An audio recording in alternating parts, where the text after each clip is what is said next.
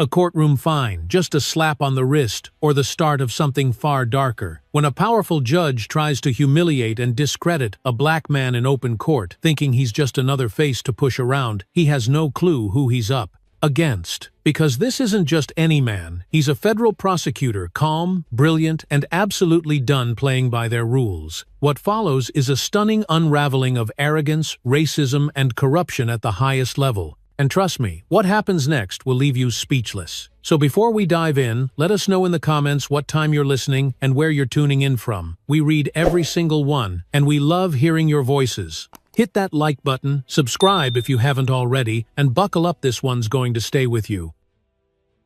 It was already too hot for 9 a.m. when Derek Langston stepped through the courthouse doors, the Alabama sun at his back and a folder clutched tightly in his hand. The air inside hit him like a wall of old dust and bureaucracy, thick with the scent of overwaxed floors and decades of quiet injustice.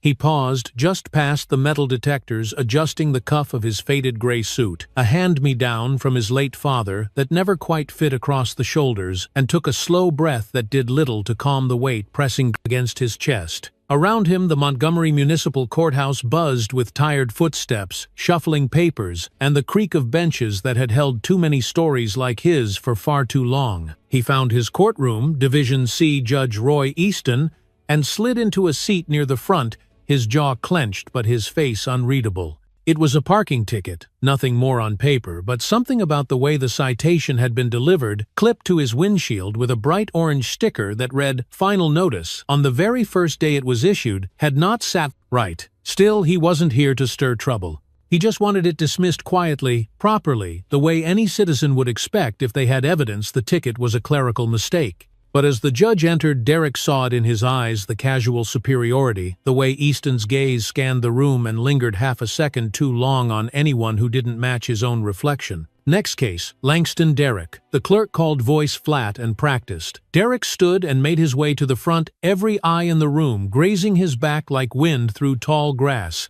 He placed the folder on the podium and looked up at the man perched high above the courtroom in a worn black robe, white hair trimmed close to his scalp, mouth pursed like he was already disappointed. "Your Honor," Derek began, his tone measured, respectful, "I'm here to contest a citation issued on the 17th of April. I have time-stamped photos showing I was parked legally." Judge Easton cut him off with a wave of his hand, eyes narrowing.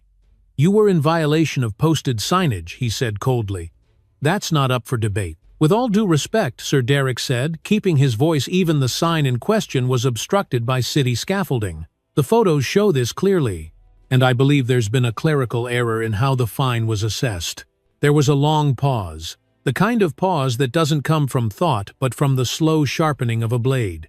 Judge Easton leaned forward, one elbow on the bench, the weight of authority gathering like a storm behind his voice. "Mr. Langston, I don't appreciate being corrected in my courtroom. You may think you're clever bringing in your photos and legal speak, but what I see here is a man wasting the court's time over a parking ticket." Derek stood silent for a moment, willing the heat from his collar to stay where it was and not rise to his face. He could feel his heart thudding, not with fear but with something older and heavier. "I assure you, Your Honor, I'm only here to correct a mistake." Another pause. Then with a tone as sharp as a slap, Easton declared, "Then let me correct yours. $1,000. Contempt of court." The words echoed in the silence that followed like a dropped glass in a quiet room. A murmur stirred behind him, but Derek didn't turn. He didn't blink. He only stared straight ahead, jaw tight, not in defiance but in sheer disbelief. $1,000 for a respectful correction, for showing up prepared, for being who he was. The silence behind him fractured with quiet gasps, but Easton didn't flinch. He banged the gavel once like punctuation, the kind that closes doors. As Derek gathered his papers, his hands moved slowly, not from hesitation, but from a kind of restraint that had been bred into him over decades. The courtroom was no longer a place of fairness, if it ever had been. It was theater, and today's act had made clear exactly who was meant to stay silent in their seat.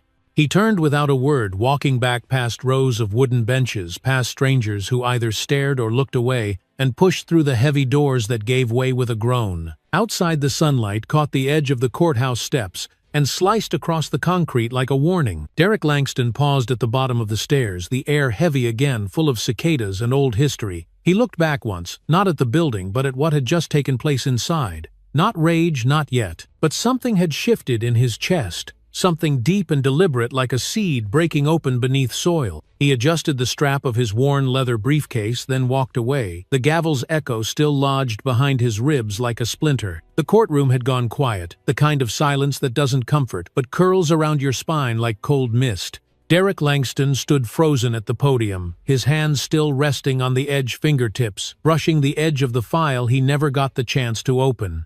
His mind registered the gavel's final crack, but his body hadn't moved yet, as if some unseen weight was pressing down on his shoulders, anchoring him in the very place he'd just been humiliated. He heard a chair scrape somewhere in the back, the shifting of papers, someone clearing their throat too loudly, but none of it mattered.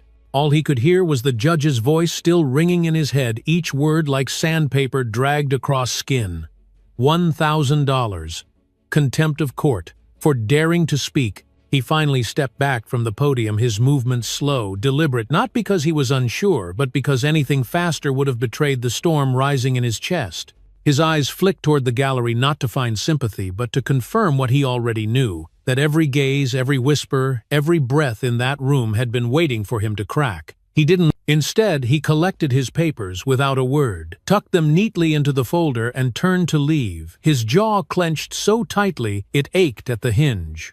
As he reached the heavy oak doors, the clerk's voice called after him, flat and almost performative. Next case. He didn't turn back. The door creaked open and he stepped into the hallway where the air was somehow both cooler and heavier. The fluorescent lights above buzzed faintly, casting a pale wash over the beige walls and faded carpet, the kind of institutional blandness that stripped places of memory. Derek walked slowly down the corridor, passing others waiting their turn, some seated on benches, others pacing with restless fingers and downcast eyes. No one met his gaze. He didn't expect them to. Outside, the sunlight was sharper now, almost white-hot against the courthouse steps, and he squinted as he stood at the top of the landing, looking out across the cracked pavement and faded parking lot below. He took a breath deeper this time, but it caught halfway, sticking in his chest like a word unspoken. For a long moment he didn't move. He just stood there, the folder still pressed tightly under his arm, feeling the weight of something much bigger than a traffic ticket settle into his bones. It wasn't the fine that stung, not really.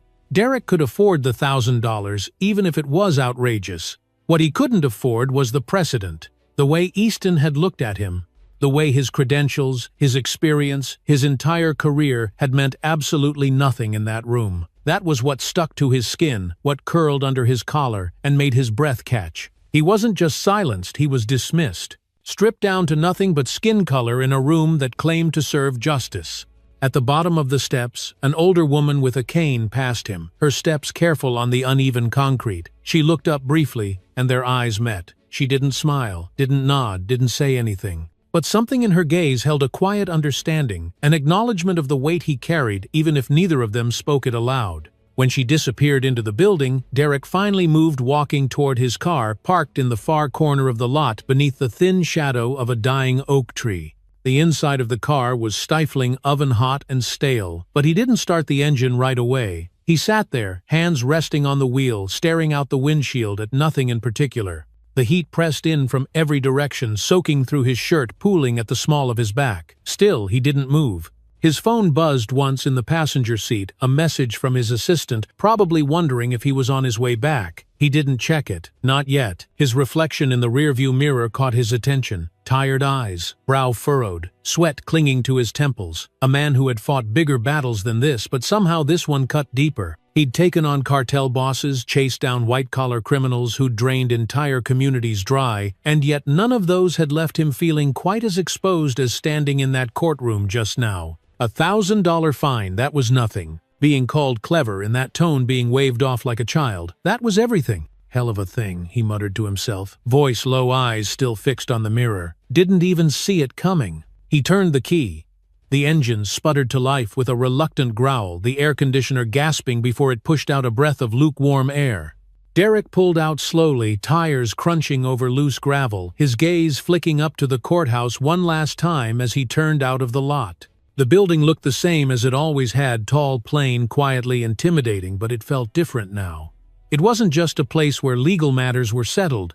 It was a place where power flexed its muscles in silence, cloaked in robes and ceremony. As he merged onto the main road, traffic thick and crawling, Derek let the folder slide from the seat beside him to the floor, the papers inside no longer relevant. The ticket didn't matter anymore. What mattered was the line that had been drawn today, clear, sharp, and unmistakable.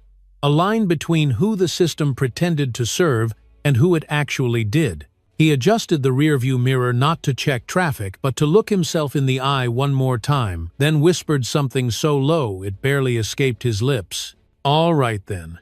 Let's see how deep this goes." And just like that, he rolled up the window, turned up the AC, and disappeared into the heat and dust of Montgomery, the courthouse shrinking behind him like a memory he didn't ask for but couldn't unsee. The morning after the courtroom incident, Derek Langston sat at his desk in the Southern District office, staring at a half-empty mug of cold coffee, its surface rippling slightly each time he tapped his fingers against the chipped ceramic. The blinds were half closed, letting in just enough light to remind him the world outside was already moving fast. But inside this office, quiet, dusty, and lined with stacks of folders, time seemed to stretch and blur. His tie hung loose around his neck, and his jacket had been tossed over the back of a chair hours earlier, abandoned like the small optimism he carried when he'd first walked into court the day before. The monitor on his desk blinked softly with a waiting email, draft the subject line still empty, the body blank except for the first few words, "to whom it may concern."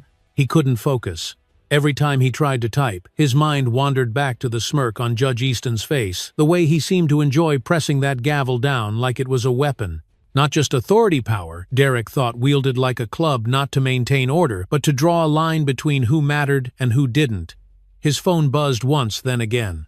The first was a calendar reminder for a status hearing in a federal drug case. The second was a message from Trina, his legal assistant. "Call me ASAP. Something's going around." Derek sat up straighter, suddenly alert, as if someone had cracked a window and let cold air rush in. He picked up the phone and called, waiting through 2 rings before her voice answered, low and tense.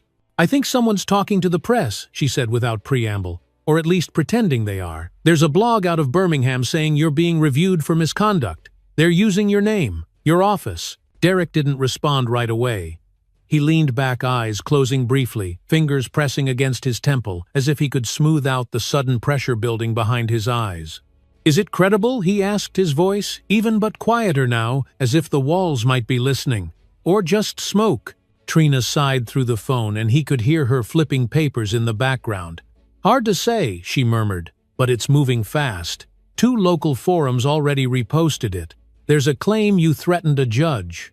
No names, but the timing lines up. You know how this kind of rumor works. Facts don't matter as much as tone." He rubbed his jaw unshaven from the night before, the stubble scratching under his palm. "Who leaked it?" he asked, though they both knew the answer was probably no one and everyone. A nudge from the wrong mouth at the right bar. A whisper traded between courthouse interns. A push from someone who wanted to keep him quiet or distracted, or both. "I'll handle it," he said finally, and hung up before she could reply. His heart was already beating faster now, not with panic, but with a sharper kind of awareness, like a runner hearing footsteps behind him on a long, empty road. He stood and walked to the window, pulling the blinds open wider, watching the morning traffic glide past below, slow and indifferent. Across the street, a man pushed a cart full of cardboard, one wheel squealing, with each turn his head bowed beneath the weight of something unseen. Derek turned away. He knew how fast a man's reputation could shift, how a shadow thrown the right way could turn a principled attorney into a headline, a target, a warning. He sat again, this time with purpose, and began typing, not a complaint, not yet, but a detailed memo, names, dates, docket numbers, the exact transcript from the courtroom. He opened a second window on his screen and began searching media archives for previous stories about Judge Easton. There weren't many, but one caught his eye, a small piece from 2016 mentioning a lawsuit that quietly disappeared after a settlement agreement. The plaintiff, a black attorney, claimed racial bias in court procedures. The name was familiar, too familiar. As he scrolled further, a chill crept up his spine, settling at the base of his neck. The same patterns, the same words. Disrespectful tone, disruption of decorum, contempt, fine, different faces. Same result. Derek leaned back, exhaling slowly, his thoughts suddenly clearer than they'd been in hours. Someone wanted him boxed in, discredited, maybe worse. But they had made a mistake. They underestimated what he could see when he started looking. His eyes wandered to the photo frame on his desk, a black and white picture of his father, standing outside the old barbershop, clippers in hand, smile bright despite everything the world had thrown at him. Derek had grown up in the back of that shop, sweeping hair off the floor and listening to old men talk about battles fought with dignity, because sometimes dignity was the only weapon they had. He looked down at his hands, steady now, and whispered, not to the room, not to the office, but maybe to himself. All right then, you want to fight, let's fight. He closed the tabs, saved the memo, and stood with a purpose that hadn't been there an hour before. The air in the room felt different now, no lighter, but charged with something focused, something real. The fine, the insult, the quiet smear campaign, it wasn't personal anymore. It was structural, and if they thought he'd back down, they hadn't paid attention to how he got this far in the first place. He reached for his jacket, slid it over his shoulders, and headed for the door, pausing only once to glance back at the quiet hum of his office. Papers neatly stacked, monitor still glowing, coffee going cold, a room waiting for someone to decide whether they were just going to do their job, or whether they were ready to confront something uglier than a citation. Derek Langston chose quietly without drama and walked out. The hallway outside was still, and as the door clicked shut behind him, all that remained was the faint echo of his footsteps even, and determined fading down the tiled corridor of a place that would soon realize it had underestimated the wrong man. The call came just before midnight, a tremor in the silence of Derek Langston's apartment that snapped him from half-sleep and jolted him upright in bed before the second ring had finished echoing through the dark.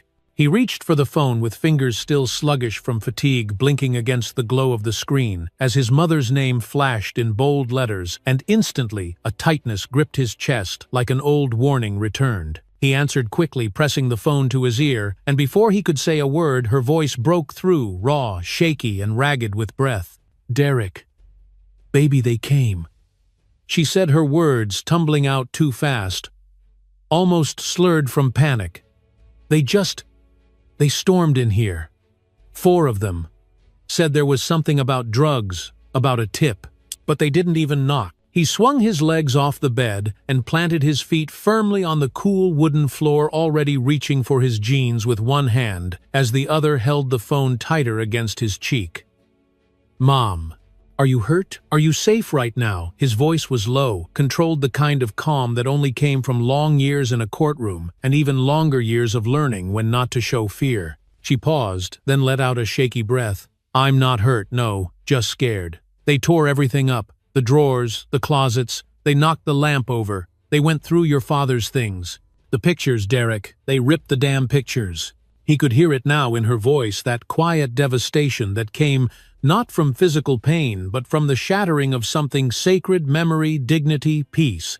He grabbed his wallet, his keys pulled on a t-shirt without looking, and was out the door within seconds, the building's stairwell echoing with the sound of his footsteps as he moved with single-minded urgency. The drive was 15 minutes, but every red light felt like an insult, every quiet intersection, a delay he didn't have the patience for. The roads were empty, the city asleep, but his thoughts were loud, screaming questions without answers. Who tipped them off? Why her house? And why now, right after that courtroom stunt and the blog post stirring the waters? It didn't feel random. It felt like a warning, signed not with words, but with broken glass and trampled memories. When he pulled up in front of his mother's home, the porch light was still on, casting a pale, flickering glow across the cracked concrete and the overturned flower pots that had once lined the steps.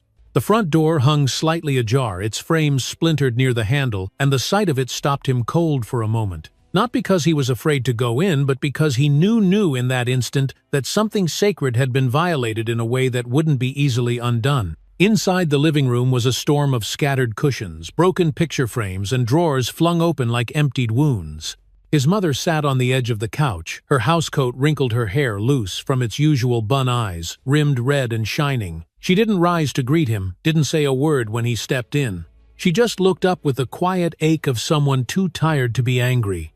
Derek knelt beside her, gently taking her hands in his. "I'm here, Mom. I've got you," he whispered, though he knew those words couldn't fix anything tonight. She nodded slowly, her voice barely a whisper. "They said it was a tip, but they laughed, Derek. Laughed like they already knew they wouldn't find anything. Like they just wanted to remind me, we don't matter. He swallowed hard, letting those words sit between them for a beat, before rising and scanning the room, his eyes catching on the pieces of a torn photograph lying near the bookshelf. It was the one of his father in the barber shop, the one with his arm around a 10-year-old Derek, both of them smiling wide, with the kind of pride that only comes when you believe the world is starting to turn in your favor.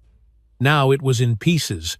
Boot prints and dust marked the floor around it. He crouched and gathered the fragments carefully, each movement slow, precise, reverent. It wasn't about saving the photo, it was about holding on to the proof that something once existed here that deserved respect. After ensuring his mother was safe and the door was secured, Derek sat on the porch for a long time, elbows on his knees, phone clutched loosely in one hand, staring out at the stillness of the street. The cicadas had quieted, the air was thick with humidity, and somewhere down the block a dog barked once and then went quiet again.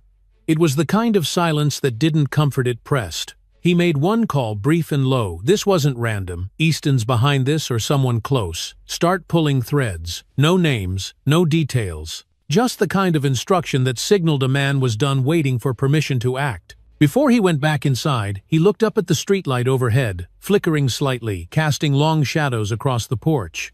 He thought of how many times he'd walked this path as a boy coming home after school, the smell of his mother's greens cooking in the kitchen, his father's laughter echoing from the shop 2 blocks down. Now the air smelled of broken things, of intrusion, of message sent. And still beneath the anger and the resolve that hardened like concrete in his chest, there was something deeper, a realization that this wasn't just about him anymore. Not about pride or dignity, or even his own career. They'd come into his mother's house, uninvited, and stepped on everything he loved just to make a point. He stood slowly, letting one hand rest on the porch rail, his gaze fixed out toward the darkness that stretched beyond the street. Then he said it barely above a whisper, but heavy with meaning. They made it personal. And in that moment, under the dim light of a flickering bulb and the watchful stillness of the night, Derek Langston made a quiet promise to himself. He wouldn't let it end here. But not tonight. Tonight he would sit with his mother, clean up what he could, and tape together the pieces of a photo that still meant something. Tomorrow would bring the fight.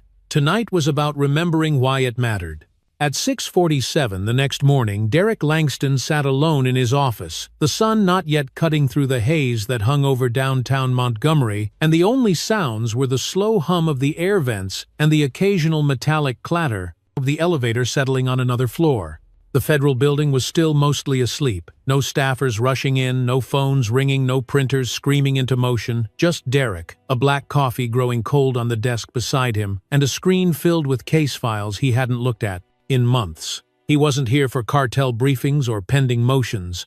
He was here for Judge Roy Easton. And this time he wasn't looking for a courtroom argument, he was looking for a pattern. He opened a database. The public rarely saw one that required multiple logins, 2-factor codes, and a quiet kind of authority to access the kind of system that stored raw court data without spin or story. The cursor blinked against the pale gray background as he typed slowly, deliberately, Easton Roy H. Then he filtered by offense type, defendant, race, and penalty severity. What returned wasn't shocking, it was sickening, and it was systematic. The screen populated with more than 1,000 entries spanning over 15 years. Derek narrowed the results further. He filtered for misdemeanor violations, contempt of court fines, and procedural sanctions. The numbers started to tell a story. Black defendants fined at triple the rate of white defendants for late arrivals, for speaking out of turn, for non-compliance. That read more like disobedience than danger. In more than a dozen cases, black defendants had been fined over $500 for first-time infractions, while white defendants in nearly identical circumstances walked out with warnings or symbolic $20 citations.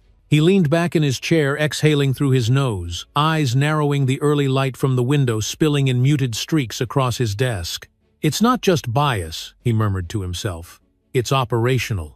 And that realization hit harder than anything the judge had said in court. Because bias can be explained away, attributed to mood or moment, but structure is planned. Structure is chosen. Pulling a notepad closer, he began taking notes, cross-referencing names, noting down case numbers, highlighting outliers. One line stood out: Sherry Eubanks, 33, fined $750 for parking on a faded yellow curb. No signage, no hazard. Just below it, another Daniel Reese, 40, parked in the exact same spot 4 days later. White. Warning issued. Derek circled the two names 3 times, his pen pressing so hard the paper tore slightly beneath the tip. Outside his office window, the city was beginning to wake: cars inching through intersections, buses releasing steam at every stop, and early birds lining up at the corner bakery for coffee and newsprint. But inside these walls, Derek felt like he'd stepped into something colder, something older than traffic tickets or contempt fines. This was about control. This was about a man sitting in a black robe on a wooden bench deciding who deserved a slap on the wrist and who deserved to be broken, and doing it so many times it had become policy written in silence. He pushed his chair back and stood stretching his back with a quiet groan, then walked over to the cabinet by the door, pulling out the red case files he'd quietly gathered over the years, ones no one wanted to re-examine. He opened one at random, flipping past the court summary to the sentencing note: defendant displayed inappropriate attitude. Penalty increased accordingly. There was no legal definition for attitude, no statute describing how a person's posture or tone should add $300 to a fine, but there it was, in writing, signed by Easton, dated sealed. Derek rubbed his eyes and sat again, this time with a new clarity. He opened an internal report template, titled it Pattern of Judicial Disparity Preliminary Findings, and began to draft what would become the foundation of a formal judicial ethics complaint. He knew the risks. This wasn't a memo passed quietly between colleagues. This was a spark. And in a building like this, surrounded by people who valued order over honesty, sparks either caught fire or got stomped out fast. Still, he kept writing. Facts first. Data lined up clean and tight. Then came the analysis, careful language, strong verbs, no room for misinterpretation. When he was finished, he leaned back once more, letting the hum of the overhead lights replace the pounding in his ears. The document wasn't flashy, but it was solid, enough to warrant a deeper look, enough to ask the questions no one had dared to ask in years. Before hitting save, Derek glanced at the photograph pinned to the bulletin board beside his desk. It showed him years ago, standing in front of the courthouse in his first year as an assistant U.S. attorney, a quiet pride in his eyes, a fresh suit that didn't quite fit, and a future he still believed would be shaped by justice, not games. That version of himself stared back now, hopeful, steady, maybe a little naive, and Derek felt a pang of something bittersweet settle in his chest. He saved the report, closed the file, then turned off the monitor. As he stood again, the office felt different, smaller, heavier, as if the room itself understood the weight of what had just been written. He walked to the window and looked out across the city, where sunlight had finally broken through the clouds and painted the rooftops in a soft golden hue. Below, a father walked his son across the street, one hand on the boy's shoulder, the other pointing to something the child would remember for years. Derek didn't smile, but he did nod once slowly, to no one in particular. He turned from the window, locked the drawer where the printed report now lay, and grabbed his coat from the chair. As he walked out into the hall, his footsteps sounded firmer than before, each one echoing down the corridor with quiet purpose. Because now he wasn't just working cases, he was preparing to challenge the bench. The office was quiet when Derek Langston stepped in that evening, long past the usual hour when most desks had gone dark and coffee mugs had been rinsed and left to dry. The overhead lights hummed with the low buzz of an old building settling into silence, and the weight of everything he carried followed him inside like a shadow that refused to loosen its grip. He closed the door behind him gently, not wanting to wake the emptiness, then placed his leather case on the desk with a soft thud and stood still, taking in the room as if seeing it differently for the first time. Stacks of legal briefs lined the shelves, organized, but lived in next to framed photos of his mother, his daughter, and a younger version of himself, standing at a podium, hopeful, determined, untouched by the kind of storm he now found himself in.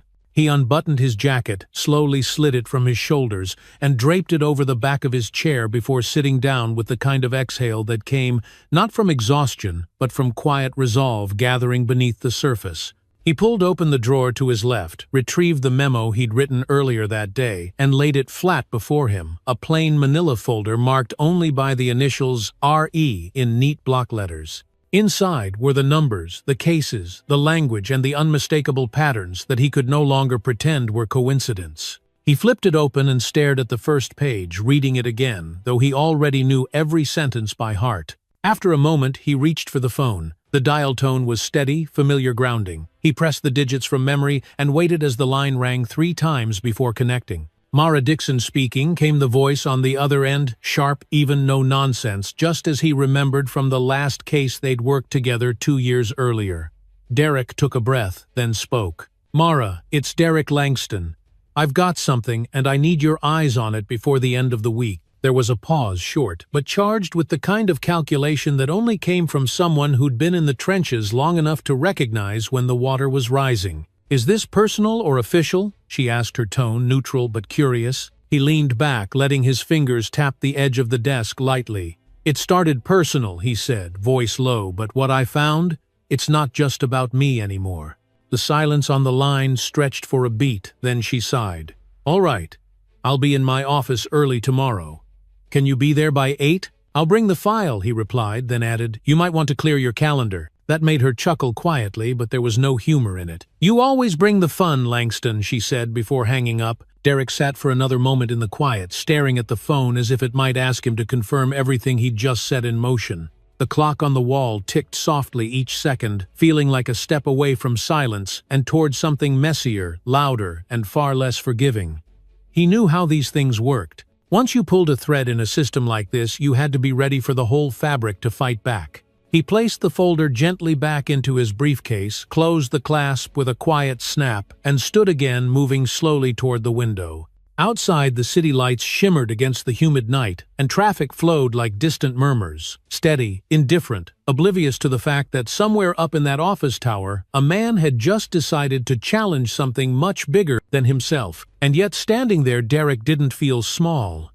He felt focused, because the truth once seen can't be unseen, and once spoken aloud, it demands either action or complicity. He turned away from the glass, switched off the light, and walked out of the room without looking back. The hallway was dim, the carpet muffling his footsteps, but each one felt heavier, now not with dread, but with decision.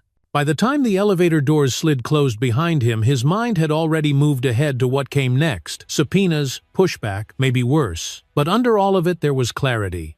A kind of stillness that comes when a man stops waiting for the right moment and decides the moment is now. And as the building settled once more into its nightly quiet, the last thing left in the room was the faint echo of courage, rising where fear had once lived. The courtroom was packed that morning, not with lawyers or press, but with silence, tension, and eyes that knew exactly why they were there.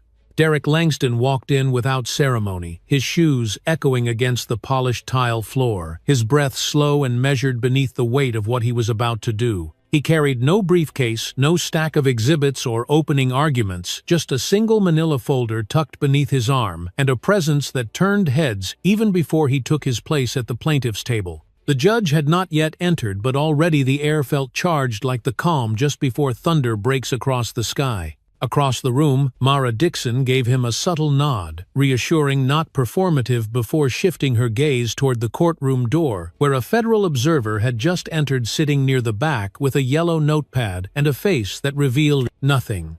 This wasn't a hearing in name only. This was a reckoning in progress, and everyone who mattered had shown up to watch the first stone drop. Derek adjusted the knot of his tie, then reached into his folder and slid a printed report onto the desk. 8 pages, no more, clipped neatly at the top, with words that might as well have been dynamite. He didn't read them again. He didn't need to. He knew what they said because he had lived every page of it, not just the statistics, but the silence they represented, the eyes that had looked away, the voices that had never been allowed to rise. The bailiff called the room to order, and a few seconds later, Judge Easton stepped through the side door, black robes, flowing chin lifted high as if daring the room to doubt his authority. He settled into his seat, slowly, hands folded on the bench, eyes scanning the gallery, with casual control, until they landed on Derek and something subtle shifted behind the judge's stare. It wasn't fear, not yet, but it was the first flicker of recognition that this wasn't going to be business as usual. "Mr. Langston," the judge said, voice crisp, clipped, and slightly irritated. "This court granted you time to submit your motion not to use this courtroom as a stage." Derek stood without hurry, his hands calm at his sides, his voice steady but resolute. "Your Honor, I intend to do neither. I'm here to present evidence." Evidence that concerns this court, your conduct, and over 200 decisions bearing your name." A murmur stirred in the gallery, not loud but enough to make the judge's jaw tighten. He leaned forward, fingers tapping once against the bench. "Mr. Langston, if you think—" "I don't think," Derek interrupted without raising his voice. "I know." He stepped closer, not by much, but just enough to meet the judge's eye directly. "For 15 years, this court has issued disproportionate fines against black defendants for minor offenses. You've called it discretion, I call it discrimination. And today I'm not asking you to defend yourself. I'm asking the Justice Department to begin the process of an investigation." Gasps erupted now, one from the corner near the court stenographer, another from a local reporter just pulling out a phone. But Derek didn't flinch, didn't turn his head toward the noise. He kept his gaze locked on the bench, on the man who had once treated his silence as consent, and who now had to sit in the discomfort of his own record laid bare. Easton's mouth opened slightly, but nothing came. Not yet. His hand moved to adjust a stack of documents beside him, an unconscious fidget, something to do while the weight of the moment pressed down harder than the gavel ever had. "I have submitted the report to the Federal Judicial Review Board," Derek continued, his tone. Not angry, not performative, just resolute, like a man delivering news that could not be undone. "The data is there. The patterns are there. And the witnesses are prepared to speak." For a long beat, no one moved. And then slowly, Easton leaned back, his expression unreadable, as if weighing his next move, not as a judge, but as a man who had just been publicly unmasked. "This isn't how these matters are handled," he said finally, voice lower now, less certain. "No, sir," Derek said quietly. "That's exactly the problem." He returned to his seat without another word, placed the folder beside him, and folded his hands, not in victory, not in gloating, but in something far deeper: peace. The kind that comes not when a battle is won, but when truth is spoken aloud and cannot be taken back. Mara glanced at him just for a moment, and beneath her usual composure there was a flash of something like admiration, something like belief. In the back of the room, the Federal observer stood, collected her notepad, and walked out without a sound. But everyone knew what that meant. This wasn't over. It had just begun. Outside, the sky was turning the color of copper sunlight, pushing through clouds like light through stained glass. Derek walked out of the courthouse alone, not flanked by press, not cheered by crowds, but with the quiet steadiness of a man who had just told the truth in the one place where it mattered most and refused to sit down when it got uncomfortable. He paused at the top of the steps, the wind brushing his coat, the city waking around him, and he let the weight of the moment settle, not like a burden, but like armor. And then he smiled. Just slightly. Just enough. Later that afternoon, as the courthouse parking lot began to thin and the buzz of reporters faded into memory, Derek Langston found himself standing alone beneath the tall oak tree that had once shaded the entryway to his father's barber shop. The barber shop had long since closed shuttered after his father's passing, but the tree still stood gnarled and stubborn, its limbs reaching out like arms that had seen too much and still refused to fall. Derek rested his hand against the bark, rough and cool, grounding himself in the presence of something older than the day's firestorm. His chest rose and fell with slow, measured breaths, but his mind hadn't slowed in hours. He had just done the unthinkable, called out a sitting judge in open court, submitted evidence of systemic misconduct, and named names without blinking. And while the courtroom had eventually emptied, leaving behind whispers and stares, the weight of what he'd unleashed now pressed against his ribcage like a second heartbeat. He wasn't afraid, not exactly, but there was an alertness in his bones, the kind that settles in after you throw the first punch and wait to see who swings back. His phone buzzed in his coat pocket. One message: "Mara, they're circling wagons. Be ready." He didn't respond. Not yet. Not because he didn't have words, but because some moments required stillness more than reaction. He slipped the phone back into his pocket and looked out across the street, where the courthouse rose like a monument to something that once claimed to be blind. Its steps were quiet now, its glass doors closed. But inside, he knew gears were already turning. Men in suits were flipping through his report. Calls were being made, and somewhere, Roy Easton was no longer wondering if the world would notice. He was wondering how long he could outrun it. Derek stepped away from the tree and made his way toward his car, but halfway across the lot, a voice called out behind him. "Mr. Langston." A man in his early 30s approached, plain clothes, nervous posture, a press badge swinging from his lanyard. His eyes were eager but uncertain, like someone aware they were standing in the presence of a larger story than they were trained to tell. Derek paused, but didn't offer more than a nod. The reporter hesitated, then asked, "Is it true you submitted a federal misconduct report this morning?" "I did," Derek replied evenly, watching the man's pen begin to twitch against the notepad. "And do you believe Judge Easton's rulings were racially motivated?" Derek tilted his head slightly, not in annoyance but as if weighing how much truth the man could carry. "I believe the record speaks for itself," he said. "I believe over a decade of disproportionate punishment toward black defendants is not an accident. And I believe silence would make me complicit." The man scribbled furiously. "Will you be pressing charges?" "There's a process," Derek replied. "I've started it. That's what matters right now." He turned to leave again, but the reporter called after him once more. "Why now, Mr. Langston? After all these years?" Derek stopped just for a moment and looked over his shoulder. "Because they came into my mother's house," he said quietly, and made it personal. That answer didn't need follow-up. The reporter lowered his pad, nodded, and stepped back. Inside the car, the silence returned like an old friend, and Derek sat behind the wheel, staring straight ahead as the dashboard clock ticked forward. He remembered something his father used to say, "Truth doesn't knock. It kicks the damn door in." And today it had done just that. But even with that door wide open, Derek knew how the game worked. Retaliation didn't always look like rage.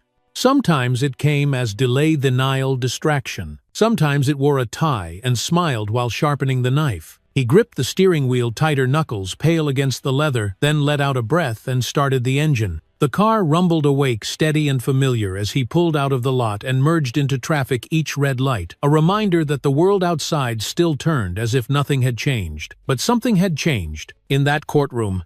In him. The drive home was quiet, except for the soft hum of talk radio and the occasional ping of news alerts stacking up on his phone.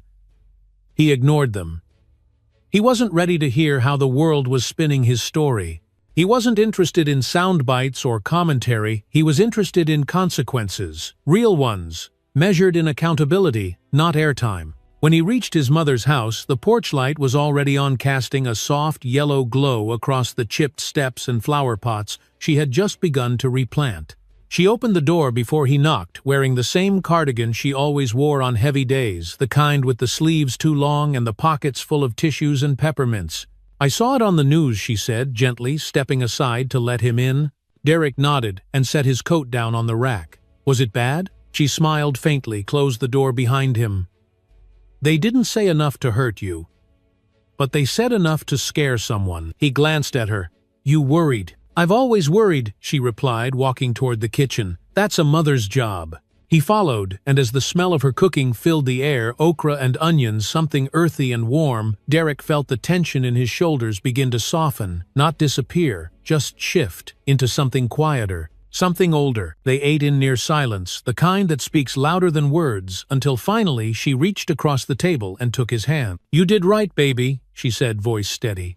"I raised you to know right from wrong, and to stand when others kneel. I don't care how loud they get, you keep standing." Derek looked down at her hand, then up into her eyes, and saw the same fire in her gaze that he had felt in his chest all day. Not rage, not vengeance, but clarity, and in that moment nothing needed saying. The truth had already spoken. By Thursday morning, the retaliation had sharpened into something more deliberate, more orchestrated than the quiet hostility Derek Langston had anticipated. It started with an internal audit request routine, an appearance thinly veiled in purpose, and quickly escalated into phone calls from unfamiliar numbers, questions disguised as concerns and rumors that slithered through the halls of a federal building like smoke no one would claim to see. He wasn't surprised, not really. But that didn't make it easier to absorb, not when every new email felt like a prelude to something designed to pull him under. He kept his head down, eyes on the casework, hands steady, as he sifted through files he knew better than most. The office was no longer just a place of law, it was a battlefield now, one lined not with bullets, but with glances, silences, and carefully worded denials. When he passed by certain desks, conversations paused, a beat too long. When he entered the conference room, chairs scraped the floor like distant warnings. Derek had been in combat before, but this war was quieter, colder, fought not with force but with erasure. Still, he pressed on. The findings he submitted had triggered a review, and the process was moving even if those around him pretended it wasn't. The Office of Judicial Conduct had acknowledged receipt. Federal oversight had requested supporting documentation. And somewhere Judge Easton was watching it all tighten like a vice he couldn't unscrew. But retaliation doesn't always come from the top. Sometimes it seeps in from below, quiet hands, pushing stories into corners, sowing doubt, misplacing documents, questioning your tone in a meeting where no one raised their voice. And by the end of that week, Derek felt it settle in his bones like a chill that no jacket could shake. Late Friday evening, just past dusk, he found himself driving not home, but toward the old city records office, a squat gray building tucked behind the public library, forgotten by most, remembered by few. It was there that archived court recordings were kept untouched by politics, immune to edits. He parked under a flickering streetlight, stepped out into the crisp night, and took a slow breath before walking up the stone steps. Inside, the air was stale with dust and fluorescent lighting, and the only sound was the soft hum of an overhead fan rotating lazily above the main desk. The clerk behind the counter was a woman in her 60s, hair, pulled back, tight eyes, sharp behind thick glasses, and a crossword puzzle spread before her like a battlefield of its own. She looked up as Derek approached her pen, pausing mid-square. "Evenin'," she said, voice dry. "You don't look like the usual Saturday historians." "I'm not," Derek replied. "I'm here for court audio. Easton Bench Sessions, 2014 to 2016. She blinked slowly, then turned in her seat. "That's a lot of listening. You got a court order?" "I've got a clearance," he said, handing over his ID. "Federal authority, full access." She glanced at the badge, then at him, and something in her expression softened, not out of familiarity but out of recognition. "You're the one in the paper," she said after a beat, "the one stirring all that dust." Derek didn't smile. It needed stirring. She nodded once, as if accepting that, then disappeared behind a row of cabinets. While he waited, he sat down on one of the hard plastic chairs along the far wall, his knees bent awkwardly, elbows resting on his thighs. The room smelled of paper and old air, and for a brief moment the silence settled like a blanket over his shoulders. He could feel the fatigue catching up, days without sleep, nights filled with guarded phone calls and backup plans, and yet beneath it all, there was still that thread of clarity that kept pulling him forward. The clerk returned with a box of labeled tapes stacked neatly, each one marked with dates and docket numbers, the ink slightly faded. She slid them across the counter without another word. "Room's in the back. Speaker's old, but she still tells the truth." Derek carried the box to the listening station, a dim alcove with one stool, one speaker, and a single desk lamp that buzzed faintly as it warmed to life. He placed the first tape in the deck, pressed play, and leaned forward as the static gave way to a familiar voice, firm, clipped, authoritative. And given the defendant's repeated interruptions, the court sees no choice but to assign the maximum fine permitted under statute. He closed his eyes and listened. Case after case, pattern after pattern. Defendants whose voices trembled as they tried to explain they'd misunderstood a date, or hadn't received the right form, or simply couldn't afford the $100 parking fee. Easton's responses were always the same, icy, dismissive, laced with a calm that sounded lawful but smelled like punishment. Derek took notes, time-stamped each clip, and felt his pulse tighten with every ruling that mirrored the last. One particular tape brought him still. A young black man, barely out of college, stood in front of Easton asking for a deferment to pay a court fee. His voice was soft, respectful, nearly apologetic. Easton responded not with understanding but with contempt. "Perhaps next time you'll consider the cost before making irresponsible choices." Derek leaned back slowly, hand still resting on the pause button. The young man's voice, he knew it. Not personally, but deeply. It was the sound of so many others who had stood before that bench and learned that respect alone would never be enough. The clock on the wall ticked past 10. Derek closed the file, rewound the tape, and packed everything back into the box. As he walked out of the room, he paused for a moment at the front desk. The clerk was gathering her things. She looked up, eyebrow raised. "You find what you needed." Derek nodded. "I found what they hoped no one would listen to." She gave a low hum of approval, then pulled her sweater tight across her shoulders. "Some stories don't live on paper," she said. "They live in tone and silence." "And who gets interrupted?" He offered a quiet thank you, then stepped back into the night, the box pressed against his chest, the air colder now but cleaner somehow. The streetlight overhead flickered once more, but this time it stayed on. And under that thin cone of yellow light, Derek didn't feel hunted, have felt ready. By Monday morning, the storm Derek Langston had long anticipated had finally arrived, not with sirens or subpoenas, but in the form of a memo. It landed on his desk, just after 9, printed on clean white paper, and folded precisely once, as if the neatness could hide the intent inside. He recognized the sender before he even opened it. Office of Internal Affairs. Short. Unsigned. Summoning him for a clarification meeting regarding his recent conduct in the Easton inquiry. No accusations, not yet. But the subtext wasn't subtle. It was a warning wrapped in protocol. He read it twice, not because he needed to, but because the weight of it pressed against something deeper, something personal. He placed the memo down, sat back in his chair, and stared through the narrow slit of his window, where morning light spilled over the brick courtyard below like a soft accusation. The wheels were turning. The system had noticed, and the system did not appreciate being challenged. He could feel it in the atmosphere of the office, a tension that crackled just beneath the surface, like the pause before thunder. Conversations lowered as he passed. Smiles tightened. Doors once left open now closed with soft, deliberate clicks. He'd been here before, in different ways, under different names. And the pattern never changed. Expose enough truth and you become the problem instead of the solution. But he wasn't here to be liked. He was here to finish what he started. That afternoon he arrived at the meeting 5 minutes early, his shoes clicking against the hallway tile with quiet determination. The room was sterile and too bright, one of those spaces designed to unsettle more than welcome. A long table, 2 chairs, a recording device at the center. Across from him sat Special Counsel Reyes, a sharp-eyed woman with a folder thicker than the one he'd submitted to the Justice Department 3 weeks prior. She didn't rise when he entered, just gestured toward the chair across from her. "Mr. Langston," she said, tone, formal voice even. "This is an informal review, but I must remind you this conversation is being recorded." Derek nodded once removed his coat and took his seat. "Informal's doing a lot of heavy lifting," he said. Her lips curled not quite a smile. "Let's begin." What followed was less a conversation than a performance, an hour of carefully phrased questions masked as curiosity. Reyes asked about his motives, his sources, the timing of his report. She questioned whether his findings had been peer-reviewed, whether he had given the judge a fair opportunity to respond, whether this pursuit of justice might in fact be personal. Derek kept his voice low and clear, choosing his words not just for truth, but for precision. "I reported data," he said. "The pattern wasn't ambiguous. The decisions weren't defensible.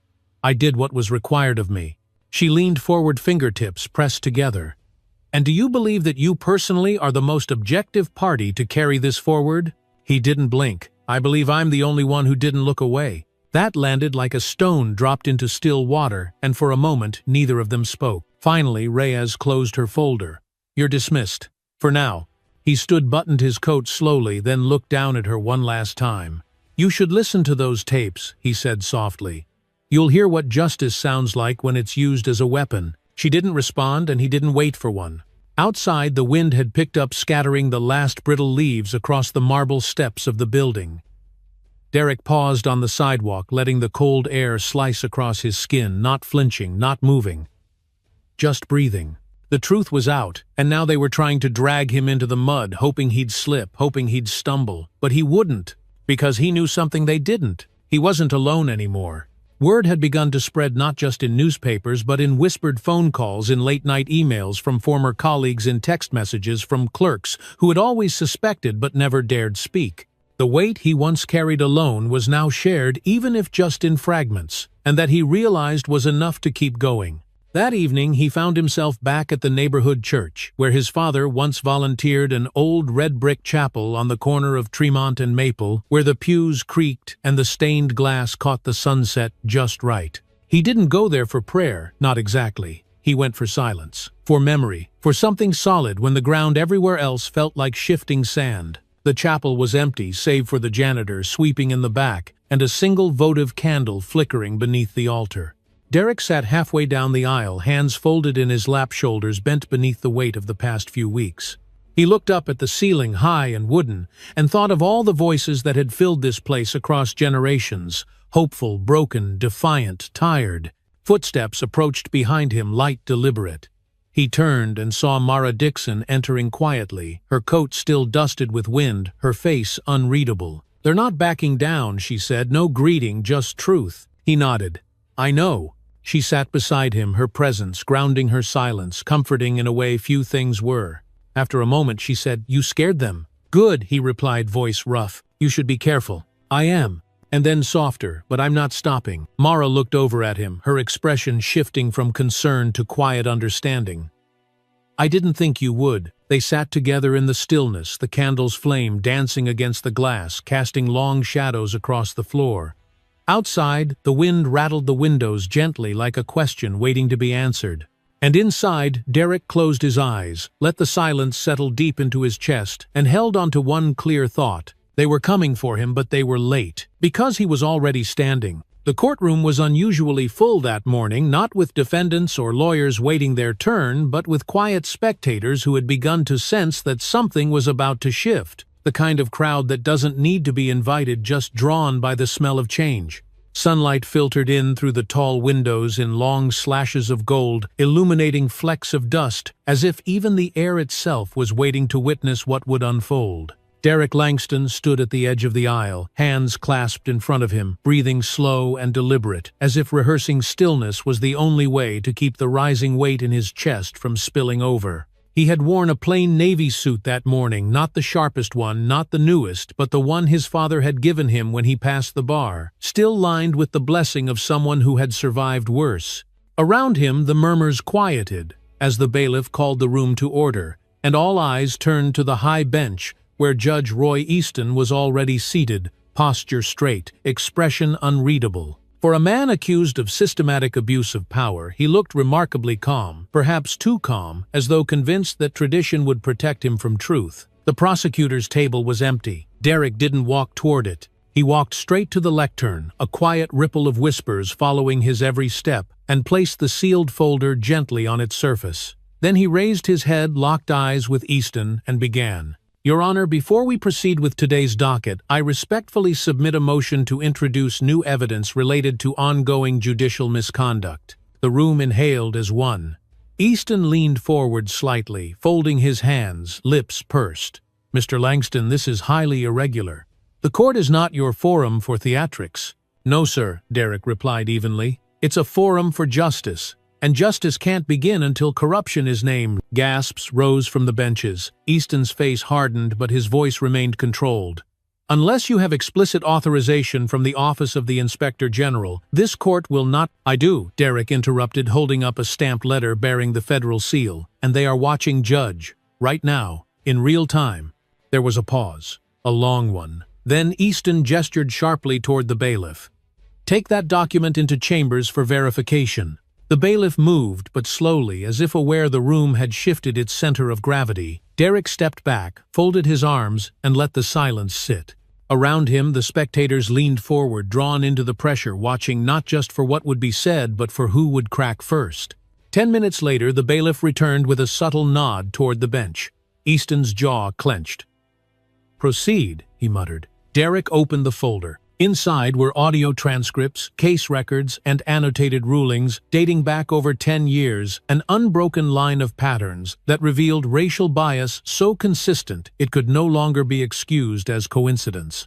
He began reading, not loudly, not theatrically, but clearly, his voice the only sound in a courtroom that now held its breath. Case by case, sentence by sentence, names, dates, fines. Disparities so wide they could no longer be ignored. And then came the tapes. The court technician played them through the overhead system, voices echoing across the chamber. In one, Easton cut off a young black defendant mid-sentence, fining him without explanation. In another, he laughed quietly as a Latina mother tried to explain why she'd missed her hearing due to childcare. The murmurs returned, this time darker, sharper, people turning toward one another with furrowed brows and tight jaws, realizing this wasn't about a few bad decisions. This was a pattern. This was abuse. When the last tape ended, Derek stepped back to the lectern. "These are not isolated incidents," he said quietly. These are choices repeated, uncorrected, and inflicted on vulnerable people over and over again. Easton shifted in his chair for the first time, no longer composed. "You're out of line, counselor." "No, Derek," replied his voice, firm but never raised. "I'm right where I need to be." The silence that followed was not empty. It was full of reckoning of the weight of years, finally spoken aloud in a room that had so often swallowed the pain of others without flinching. From the bench, Easton's eyes darted toward the rear of the courtroom, where a tall, suited man had just entered and taken a seat near the back. DOJ. No badge, no announcement. But everyone knew. The judge looked back at Derek, his voice quieter now. "Is this about revenge?" "It's about accountability," Derek said. "Something this court has demanded from others, but has long refused to accept for itself." And with that, he closed the folder, stepped away, and returned to his seat. The judge said nothing. The docket was abandoned. The hearing was recessed. And as people began to file out, some in awe, some in fury, some in silent shaking gratitude, Derek remained seated alone, hands folded once more. The sun had shifted by then, casting a deeper gold across the marble floors, and the air no longer felt like a room held hostage by power. It felt for the first time like justice had stepped through the door. And it had a voice. The press conference wasn't held in a grand hall or behind a podium flanked by flags. It was on the courthouse steps right beneath the tarnished brass plaque that read "Justice Through Law," the irony of which was not lost on anyone that morning. Derek Langston stood behind a makeshift podium, flanked by two local civil rights attorneys, both of whom had stayed late the night before helping him prepare. A gentle wind rustled through the trees overhead, and the faint hum of traffic filled the silence that fell over the small crowd gathered in front of him. Journalists, activists, courthouse employees on break, and ordinary citizens who had heard whispers of what was coming. His hands were steady, but his jaw tightened just slightly before he spoke. "Good morning. My name is Derek Langston, and I stand here today not as an accuser but as a witness to a pattern so persistent, so quietly corrosive, it demanded more than silence."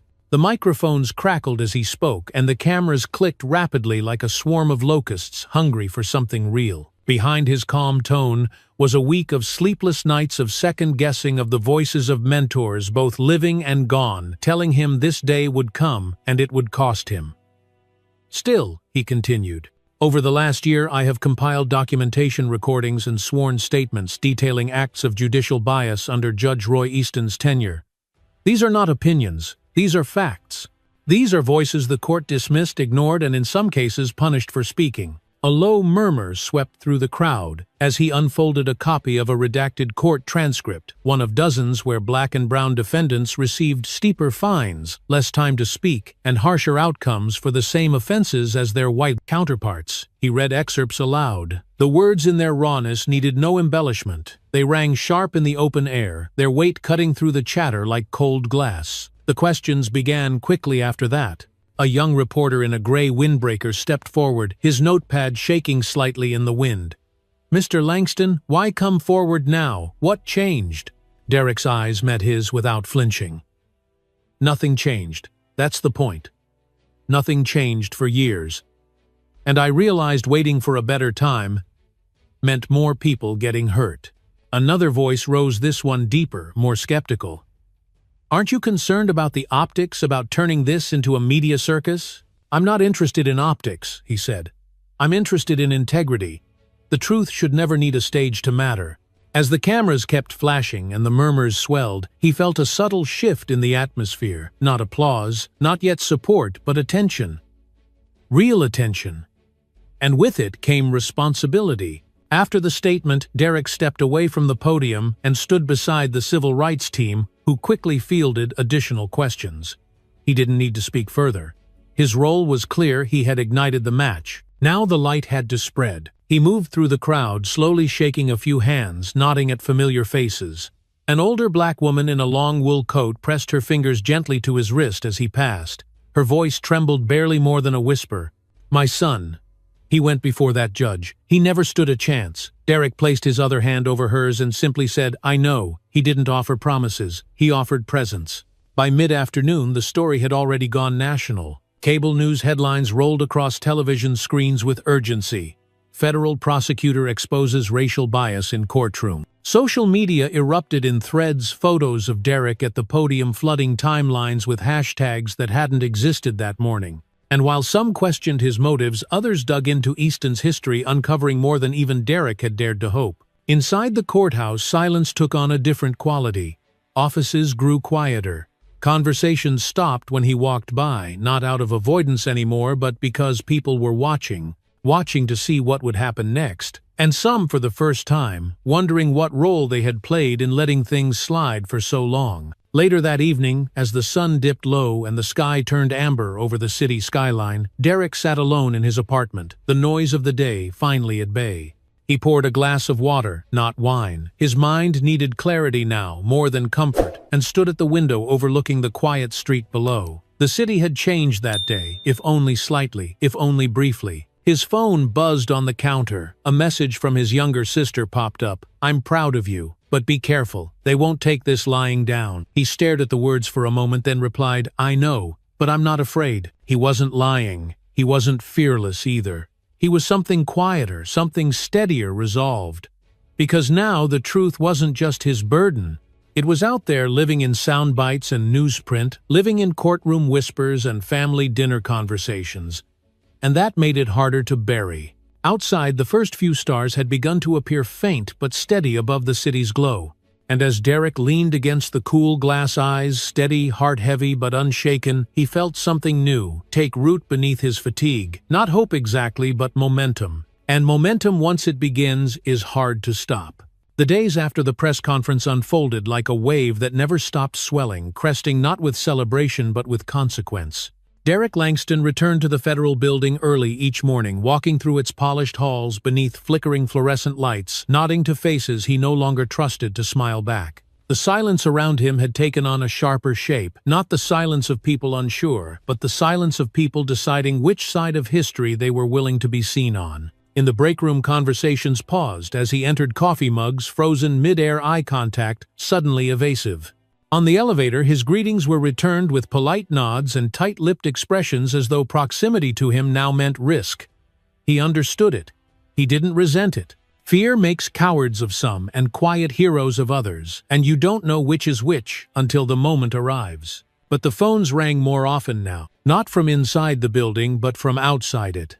Past clients, attorneys, public defenders, and judges from neighboring districts began to reach out, first in hushed tones, then in braver voices. One young defense attorney left a voicemail Derek would never delete. "I've worked 6 years under Easton's courtroom. I thought it was just me. Turns out I wasn't paranoid. Thank you." The community, though, was split. As the story spread, it polarized in real time. Local radio stations debated it openly. Conservative hosts questioned Derek's motives, painting him as disgruntled or politically ambitious, while community leaders, especially in Black and Latino neighborhoods, gathered in church halls and union basements to share stories most never officially documented, many still raw with quiet rage. A retired pastor approached Derek after a community town hall, voice, low face drawn. "You said what we've all been whispering for 30 years, he said, "but saying it out loud, that takes more than courage. It takes knowing you'll lose something." And Derek had begun to lose. Not in dramatic ways, not yet. But in small cuts that bled slow. 2 speaking engagements were canceled without explanation. An invitation to an interagency conference mysteriously disappeared. An old colleague who once called him brother now refused to make eye contact in meetings. His email requests took longer to get answered. Internal memos began to exclude his department without direct notification. Worse still, he received a hand-delivered envelope without a return address. Inside was a single sheet of paper with a printed message, "Sleep with one eye open. Whistleblowers bleed first." He read it once, folded it, and slid it into his bottom drawer. He didn't tell anyone. Not yet. Instead, he doubled down. He met with advocacy groups. He opened his schedule to student law associations. He agreed to participate in a local forum moderated by a retired appellate judge who once clerked under Thurgood Marshall. The event was tense, charged, uncomfortable, exactly as it should have been. And yet by the end, when the moderator looked him squarely in the eye and said, "What you did reminded this city what integrity looks like," he felt the first exhale he'd had in days. But not everyone wanted integrity. Some wanted quiet, others wanted control, and a few wanted revenge. One Thursday morning, a formal complaint was filed against Derek with the Office of Professional Responsibility. It alleged improper conduct, abuse of position, and violation of prosecutorial neutrality. The language was slippery, designed not to convict but to stain. Its timing wasn't coincidental, its source was anonymous. But Derek recognized the tactic immediately. The goal wasn't to win, it was to wear him down. Still, he didn't flinch. He submitted his official response by noon the next day, 3 pages long, not defensive, but definitive. He cited protocol, precedent, and ethics law, then signed his name in ink that didn't shake. That night he sat on the front porch of his sister's home just outside the city, sipping sweet tea under the soft amber of porch lights while her kids played on the lawn. She watched him for a long moment before finally speaking. "You look tired, Dee." "I am," he admitted, watching the kids dart through the grass, carefree and untouched by politics or power. "Does it ever stop?" she asked. "The pressure," he said. "Number. But you get stronger under it." She gave him a long, slow look, then reached over and squeezed his hand. "You're not alone in this, even if it feels like it." And for the first time in weeks, he let that truth sink in, not just intellectually, but physically. It softened something inside him that had been clenched too long. Later that weekend, he returned to the neighborhood barbershop where his father used to take him as a child.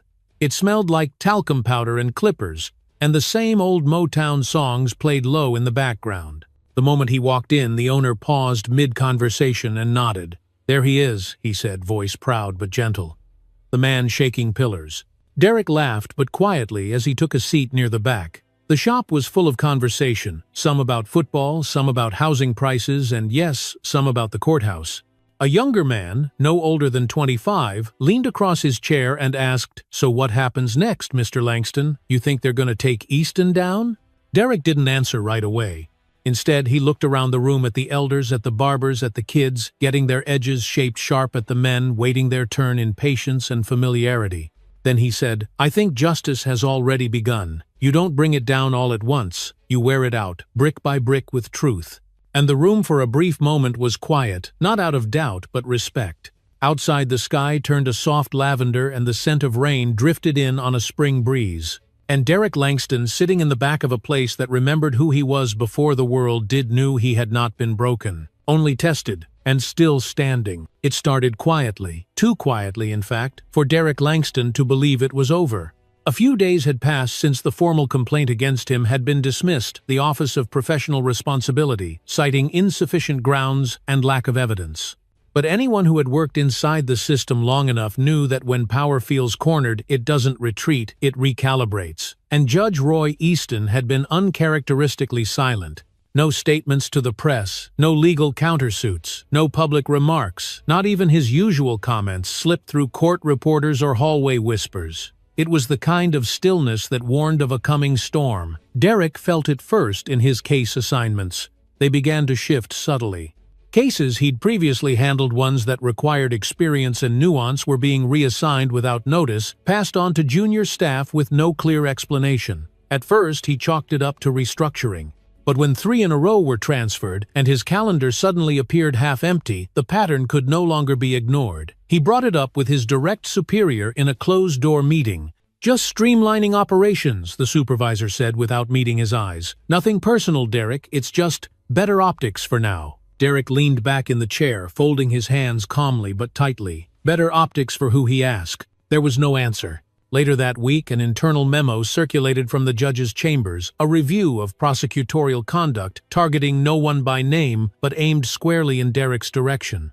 Its language was clinical, its tone detached, but the message was clear: step out of line again, and we'll come for your badge, not just your name. He read the memo twice, then folded it neatly and slid it into his case file. He wouldn't respond, not yet.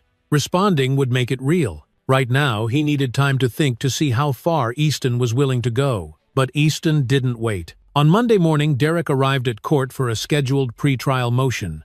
He was early as usual, dressed in a navy suit, clean-shaven briefcase in hand. The hallway outside courtroom 3B was filled with the usual shuffle of lawyers, defendants, and officers going through the morning routine. Nothing felt unusual until he stepped inside. Judge Easton was already on the bench, lips pressed into a thin line, eyes colder than the marble walls surrounding them. Derek's client, a young man named Elijah Green, was seated at the defense table, eyes darting nervously as he whispered something to his public defender. As Derek took his place at the prosecution table, Easton's voice rang out sharper than necessary. "Mr. Langston, we weren't expecting you on this case. I thought it had been reassigned." Derek raised his chin just slightly.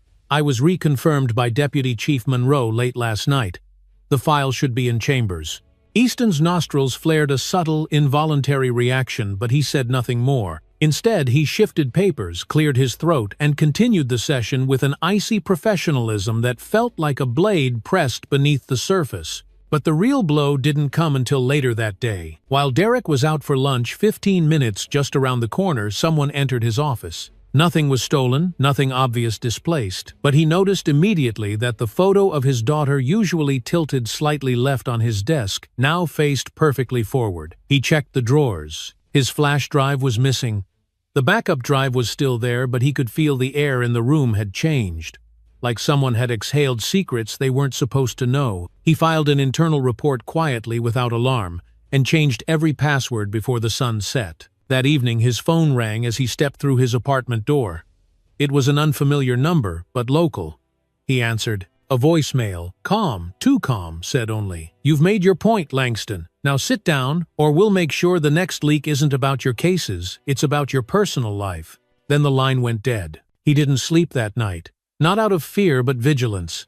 He knew where this was going. It wasn't about discrediting the evidence anymore. It was about discrediting him, his integrity, his discipline, his family, and if they couldn't find something real, they'd fabricate it. So the next morning, he beat the sun to the office. He typed out a sworn affidavit detailing every event, reassignments, the break-in, the phone call, and filed it under sealed record with the DOJ Internal Affairs Division. He made 3 hard copies and 1 encrypted digital backup, storing each in separate locations. He spoke to no one about it. Not yet. Let them think he was unaware. Let them think he was breaking. But inside, he had never been more clear. He walked into the courtroom that day, not with anger, but with something harder to shatter resolve. He met Judge Easton's glare with an expression so still, so unreadable, it left the courtroom air brittle. He said nothing extra. He made no gestures. But his presence alone was a declaration, "I see you, and I'm not leaving." And as the gavel came down at the end of the session, echoing across the emptying chamber, Derek Langston stood tall, gathered his files, and exited the courtroom slowly, head high, spine straight. Outside, the spring air was brisk and clean, and for the first time in weeks, as he walked past the courthouse steps, he smiled, not because the battle was over, but because they had shown their hand. And that meant he was closer to the truth than they were ready for. The courtroom that morning carried a different kind of tension, not the usual undercurrent of bureaucracy and backlogged justice, but something sharper, closer to electricity. Derek Langston stood just inside the double oak doors of courtroom 7C, the familiar scent of old paper and lemon floor wax rising to meet him. The gallery was unusually full for a midweek hearing, with journalists, community leaders, and legal aides packed into the benches, their eyes scanning the room with quiet expectancy. Cameras weren't allowed, but the presence of truth was, and Derek felt its weight pressing against the fabric of his tailored gray suit. He moved forward with slow, steady steps, his polished shoes clicking against the marble floor with each movement that seemed heavier than the last. In his left hand, he carried a single manila folder, nothing flashy, nothing dramatic, just the facts. But inside that folder was a bomb that didn't need an explosion. It only needed to be read aloud. At the front of the room, seated behind the tall bench with its brass nameplate and towering authority, was Judge Roy Easton, still cloaked in black, still wearing that same stone expression that had ruled this courtroom for nearly 2 decades. His hands were folded neatly, his fingers laced together in calculated calm. But Derek noticed the small twitch in his right thumb, the subtle shift of his jaw. The man was uneasy, even if his posture refused to show it. "Mr. Langston," the judge began, his voice echoing with forced decorum, "I understand you've requested to make a statement before today's docket begins." Derek nodded once. "Yes, Your Honor. With the court's permission, I'd like to address the room on matters of public concern." Easton paused, then motioned with a slight wave of his hand. "Proceed." The room fell so silent that even the creak of someone shifting on the wooden bench seemed amplified. Derek stepped forward, unfolded the manila folder, and took a breath that reached all the way to his ribs. For the record, he began, voice steady but not loud. My name is Derek Isaiah Langston, Assistant United States Prosecutor for the Southern District. Today I am speaking not on behalf of my office, but as a private citizen under the protection of the First Amendment and compelled by a moral obligation to truth. He didn't look down at the page yet. He looked up at the people. At the beginning of this year, he continued, I was assigned to several cases that brought me repeatedly into Judge Easton's courtroom. What I observed during those proceedings was not merely legal inconsistency or human error. What I witnessed, what others have endured silently for years, was a pattern of racial bias, procedural misconduct, and the selective silencing of marginalized voices. A murmur rippled through the gallery, low and quick like wind brushing through tall grass. Derek remained still. I documented the judge's decisions, how often he interrupted attorneys of color, how frequently he overruled objections that would have been sustained elsewhere, how his sentencing tilted consistently toward the harshest extremes when the defendant was black or Hispanic. I gathered transcripts. I interviewed former clerks, legal aides, and public defenders who'd worked under him. Now he looked down, opened the folder, and raised a document. This, he said, holding it aloft, is a signed affidavit from one of Judge Easton's former clerks who resigned in 2021 after witnessing the deliberate manipulation of jury instructions in 3 separate trials. He lowered the page, placed it gently on the podium, and raised another. This is a comparative analysis of 200 sentencing decisions made over the last 5 years, showing a statistically significant disparity based on race, more than double the punitive measures against black men compared to white defendants with comparable charges and histories. Gasps, this time audible and unrestrained. Easton shifted, his face still set like granite, but a flicker of pink now rising at the edges of his ears. Derek continued, not as an orator but as a man unloading a burden too long carried. This is not vengeance, he said quietly. This is not personal. This is the pursuit of something older and deeper than any of us in this room. Justice unclouded by ego, law unbent by prejudice, and systems accountable not only in principle but in practice. He paused, then looked directly at Easton. Your Honor, I present these findings not to shame you in front of your peers, but to remind the system that no one is beyond review, not even the bench. Easton's lips parted slightly. For a moment it seemed he might speak, but no words came. Only the dry movement of breath and pride struggling to stay afloat. Derek turned back to the gallery. I will be submitting this documentation to the State Judicial Commission, to the Department of Justice's Civil Rights Division, and to the relevant oversight committees within the federal system. Today marks not a conclusion but a beginning. Of truth. Of correction. Of necessary consequence. Then he stepped back, folded the folder shut, and let the silence fill the room like water flooding through a broken dam. After several seconds, Judge Easton cleared his throat. Thank you, Mr. Langston. The court will take today's matters under advisement. But even he knew the courtroom wasn't his anymore.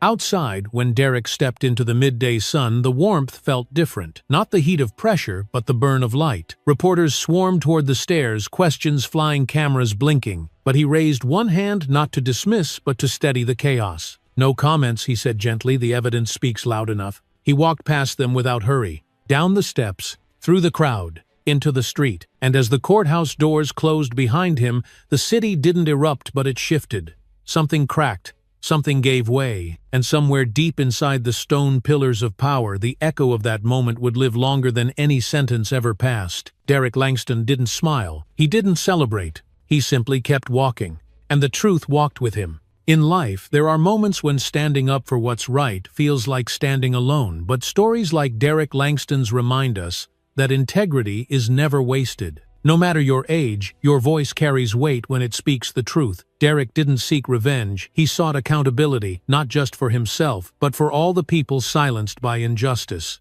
And he did it calmly, clearly, and with undeniable proof.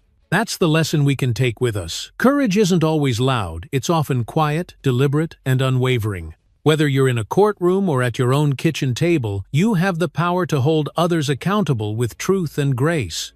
As we grow older, we realize that legacy isn't about titles or trophies. It's about the strength to do what's right when it's hardest. So speak up when it matters. Stand firm even when you're pressured to back down. Because sometimes one calm voice backed by truth and character can shift the weight of an entire system. and that, my friend, is a power no one can take from you. If this story moved you or reminded you of the quiet strength we all carry within us, don't forget to like this video and subscribe to the channel.